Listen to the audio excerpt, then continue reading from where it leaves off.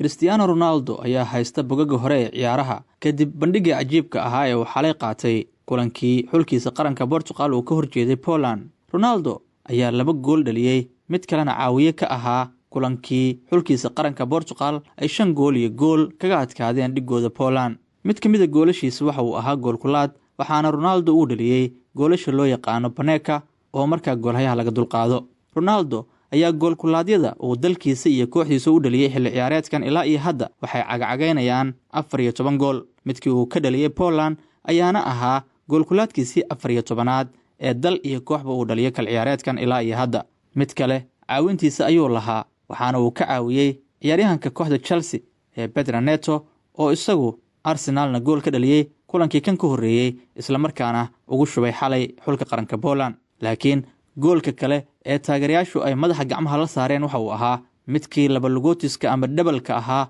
ee uu Cristiano Ronaldo ku soo xiray bandhigiisa goolasha kulankii xalay. Cristiano Ronaldo ayaa sidaas ku dhaliyay 910 gool oo xirfadiisa ciyaareed ah. Goolkii ugu dambeeyay waxa uu ahaa midkaas aan ka soo sheekaynay ee dhabalka ahaa.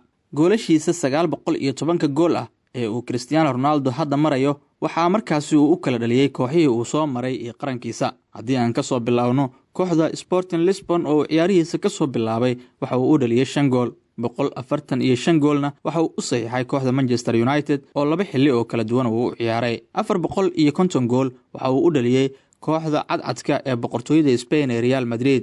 101 goolna waxa uu u dhaliyay naadiga marwada duqda ah ee Juventus, iyadoo kooxdiisa uu hadda ka tirsan yahay ee Al Nassr uu markaasi u dhaliyay CR7 74 gool ilaa iyo hadda. 135 goolna waxa uu u marayaa xulkiisa qaranka Portugal.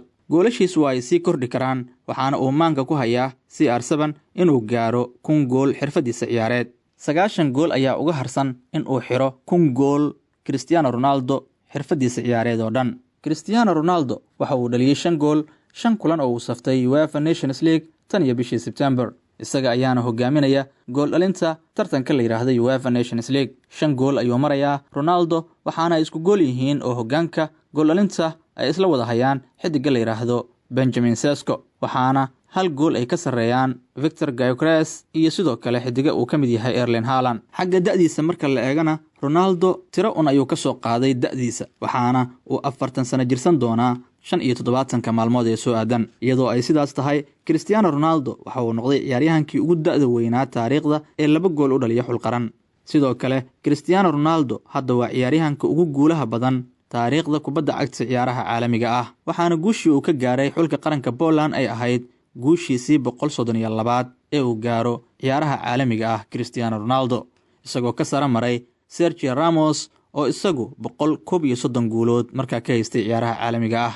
Intaas kaliya ma ahane, CR7 sidoo kale waa ciyaaryahanka ugu safashada badan ciyaaraha caalamiga ah, isagoo saftay 216 kulan. Cristiano Ronaldo sidoo kale waa ciyaaryahanka heerka caalami ugu goolasha badan, isagoo leh 135 gool oo u dhaliyay xulkiisa qaranka Portugal. Marka Ronaldo waa ciyaaryahanka heerka caalami ugu guulaha badan, isagoo guuleystay 132 kulan. Waa ciyaaryahanka ugu safashada badan xul qaran, isagoo saftay 216 kulan. Waa ciyaaryahanka ugu goolasha badan heerka caalami, isagoo qarankiisa u dhaliyay 135 gool. Si kastaba ha ahaatee, Cristiano Ronaldo ayaan ciyaari doonin kulanka xulkiisa qaranka Portugal uu ka horjeedo xulka qaranka Croatia. Tababaraha xulka qaranka Portugal ayaana go'aansaday in uu nasiino u diro CR7.